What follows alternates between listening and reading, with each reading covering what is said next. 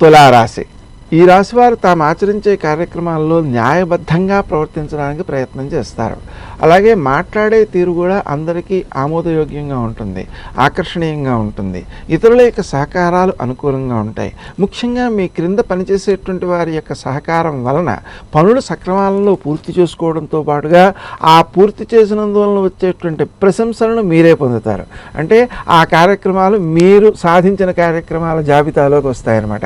అది భవిష్యత్తులో ఉద్యోగంలో అభివృద్ధిమైనటువంటి వాటికి ఉపకరించేవిగా ఉంటాయి. వాహనాలకు సంబంధించి కొంత జాగ్రత్తతో వ్యవహరించడం మంచిది.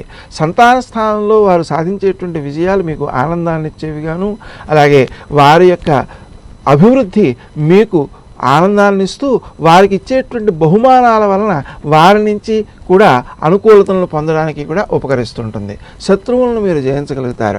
అప్పులు ఏమైనా ఉంటే తీర్చేయడానికి చాలా మంచి సమయం. అంతేకాకుండా ఏదైనా ఇల్లు అయినటువంటి వాటిని కొనుగోలు చేయడం కోసం చేసేటువంటి ప్రయత్నాలు కూడా కొంతవరకు సత్ఫలితాన్ని ఇచ్చే అవకాశం ఉంది. ఆ ప్రయత్నాల్లో మీరు ఉన్న పక్షంలో చింతామణి గృహాంతస్థ శ్రీమన్నగర నాయక అనే మంత్రాన్ని జపించుకుంటూ ప్రయత్నం చేయడం వల్ల ఎక్కువ సత్ఫలితాలు పొందుతారు. వాస్తుబద్ధంగా ఉండేటువంటి ఇల్లును కూడా పొందగలుగుతారు. అంతేకాకుండా మీరు చేసేటువంటి ఖర్చుల విషయంలో మాత్రం కొంత జాగరూకతతో మెలగాల్సినటువంటి అవసరం ఉంది. రావాల్సిన సొమ్ము చేతికి అందుతుంది, ఇతరులకు ఉపకారం చేయడం కోసం మీరు ఖర్చు పెట్టేటువంటి అవకాశం ఉంది. కానీ ఆ ఖర్చు చేసేటప్పుడు అప్పు రూపంలో ఇవ్వడం కాకుండా ఉచితంగా ఇవ్వడానికి ప్రయత్నం చేయండి. తద్వారా మీకు ఎక్కువ ఖర్చు కాదు, ఖర్చు నియంత్రితం అవుతుంది. అంతేకాకుండా వారితో శత్రుత్వం వచ్చేటువంటి అవకాశాలు కూడా తగ్గిపోతాయి.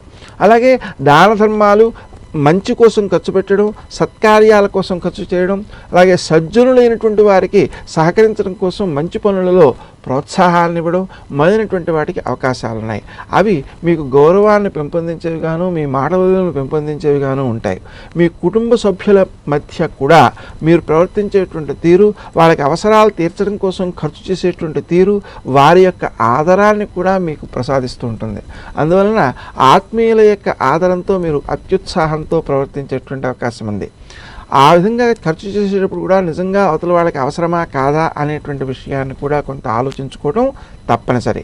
మీరు న్యాయబద్ధంగా ఆలోచించేవారు కావడం వలన ఆత్మీయులతో మీకు అనుకూలతలే పెరుగుతూ ఉంటాయి. అంతేకాకుండా అన్యాయంగా ఉంచేటువంటి ధనాన్ని కూడా మీరు స్వీకరించడానికి సిద్ధంగా ఉండరు. అది మీకు భవిష్యత్తులో కూడా ప్రయోజనాన్ని ఇచ్చేదిగాను, అభివృద్ధినిచ్చేదిగాను రూపొందుతుంటుంది.